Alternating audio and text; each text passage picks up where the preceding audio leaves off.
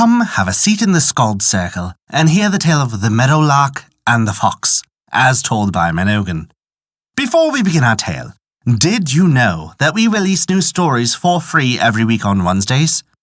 Be certain to subscribe to us on Apple Podcasts, Google Play Music, Spotify, Podbean, or whatever your favorite podcast app is. That way, you'll never miss out when we release free bonus stories other days of the week. Never forget, visit thescaldcircle.com to stay up to date with all of our current happenings, and to also visit our story archive, sorted by origin and region. Now then, this begins the tale of the Meadow Lark and the Fox.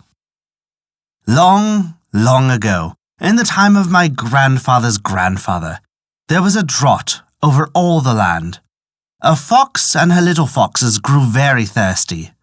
So the mother fox left her babies to go far away in search of water. She found a spring, and without drinking any herself, she filled her mouth with water for her babies, for she had no other way to carry it.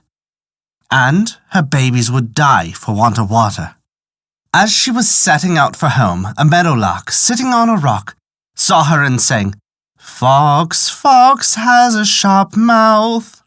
"Ha ha!" laughed Mrs. Fox and spilled all of her water. Back she went to the spring and filled her mouth again. But when she passed the meadow lark, the lark sang out, "Fox, fox has a sharp mouth." And Mrs. Fox could not help laughing again. She lost all of the water in a big spray. Once more she went back to the spring for a mouthful of water. She thought of her babies and she was determined not to spill the water this time. So she took wet clay and pasted her lips together. She wanted to glue her mouth shut so that she could not laugh and spill the water.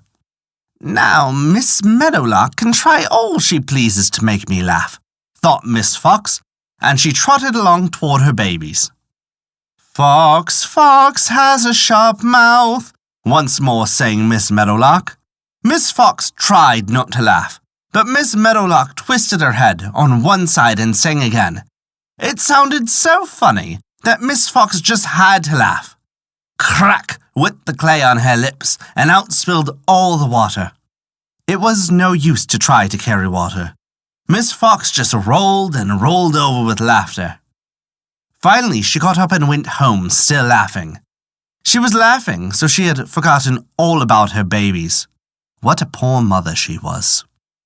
But when she reached her den, her laugh changed into a wail, and poor Miss Fox rolled over and over in grief, for there were all of her baby foxes, dead for want of water. Very soon she grew angry at the meadowlark, and she wanted to go right away and eat her up. She ran as fast as she could to the rock where Miss Meadowlark had been sitting, but Miss Meadowlark had wisely flown away. So in her temper, Miss Fox bit the rock until she injured her mouth and broke all of her teeth off. Then she ran back to the spring for a drink of water, for by this time she was nearly famished. When she leaned over the spring to drink, there was another fox in the water, with the blood running out of its mouth. Miss Fox jumped back in horror. "The spring is poisoned," she thought. "I cannot drink there." And so poor Miss Fox ran away, and died herself of thirst. And that is the story of the meadowlark and the fox. Thank you for listening to our story. If you enjoyed it, please take a look at our Patreon page to learn how you can earn great rewards while also supporting us. We appreciate even the smallest of contributions, as they allow us to continue to release new stories every week for free on Wednesdays, and also provide bonus stories for your listening pleasure.